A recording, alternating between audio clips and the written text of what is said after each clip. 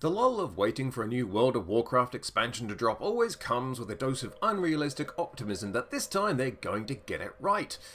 They're going back to basics. It's going to be like the good old days and the era of time gating, 3 different currencies a month, and enormous systems that don't work until the final patch are now firmly behind us.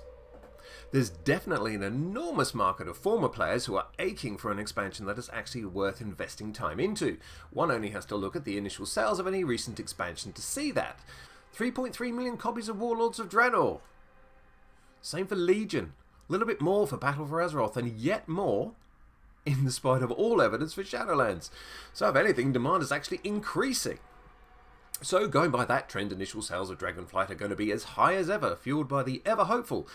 Until of course reality crashes in and they quit after a month. This always happens at the start, as people work out quickly enough that the new kid on the block contains all of the reasons that they left the game in the first place. And you know, personally, and I'm being Percy pessimist here, I'm just not seeing a great deal of evidence for enthusiasm so far.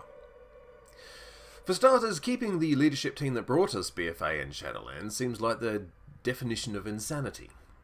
The developers, of course, have a very, very vested interest in making this a good expansion, as they do tend to be like Bond films. You'd have one good one and then one bad. In my opinion, for what it's worth, BFA and Shadowlands broke that cycle by both being unflushable turds, and so a very weary player base looked elsewhere for their MMO fix. Enter Eorzea, Tamriel, Arcasia, and Aeternum. Blizzard now find themselves very much behind their competitors and scrambling to re-attract players that they never thought would leave. And you can see some of this desperation in the design decisions they've already made. Dragon riding isn't original, but it is a major step forward in Blizzard's thinking when it comes to travel, especially early on in an expansion. Ordinarily, players would have to complete a multi-level achievement, the much-beloved Pathfinder, in every expansion in order to allow their many flying creatures to remember how to fly in the new zones. You usually had to wait a patch cycle or 2 until you could complete it as well, so there was no going at your own pace. Now it seems you're going to get a customizable beast straight out of the blocks. If Ian has a coasters can be believed, and you know, when has he ever lied to us? Then we got the announcement of the Dracthyr race, which was interesting, but not in a necessarily good way. First up, people are talking about, it's a very brave step to limit a new race to just 1 class and 2 specs. But if anything, it feels much more like an extreme harken back to the dark old days when only 2 races could be druids. And, well, I'm not really going to sugarcoat it here. The humanoid forms for the Dracthyr in particular just look dreadful. I mean, I'm sure while many players have hankered after a Draconid race and, well, for many years now, I'm pretty sure they never imagined it would turn out like this. I mean, come on.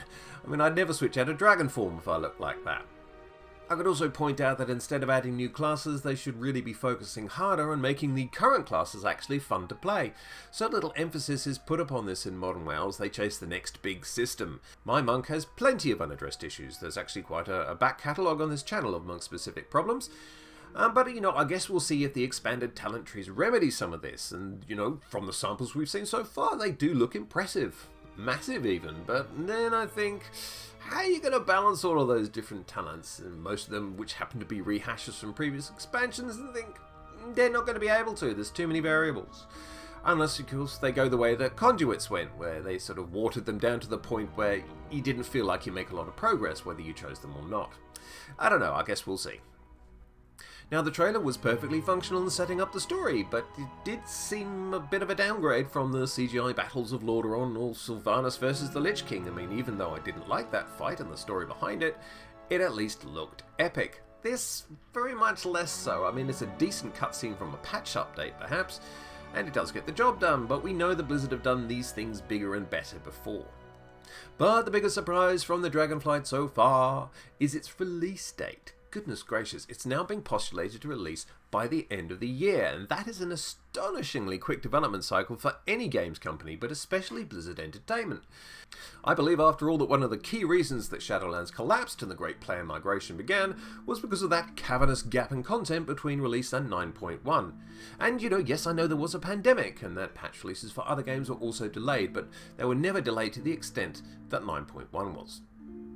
And now, this same team is going to get an expansion out ahead of time?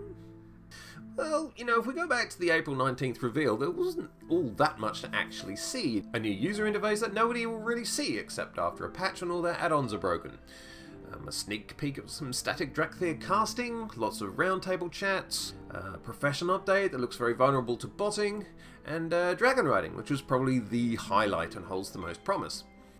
The 4 main zones are apparently huge as well, likely to accommodate the distances these dragon riders will go to, so that sounds like a lot of work needs to be done. But apparently they're going to launch this within 5 months. Now, as far as I'm aware, beta hasn't started yet, and previous betas have gone for around 4 months, which would make the timing of an end-year release just about possible, but very, very tight. Alpha test is apparently just a few days away, so we'll see what they've come up with so far. QA will be great for ironing out the bugs, but it won't tell the information that is absolutely crucial for Dragonflight's success, namely how the players, past and present, will react to it. I'm worried that if they leave the beta process too late, there'll be no time to fine-tune and change aspects of the expansion that players will find immediately off-putting, and this will in turn lead to that all-familiar pattern now of Blizzard patting players on the head, saying they know best, and explaining their design theories while the subscription numbers plummet. Now, perhaps the 100 or so new people they've just brought into the team will be able to step up production, but I don't imagine it would take time for them to bed in and start creating things to Blizzard's specification, like, at least months. But if they're serious about releasing this around Christmas, they don't have that kind of time. And I guess that's my greatest concern with Dragonflight, given that there's so much riding on it.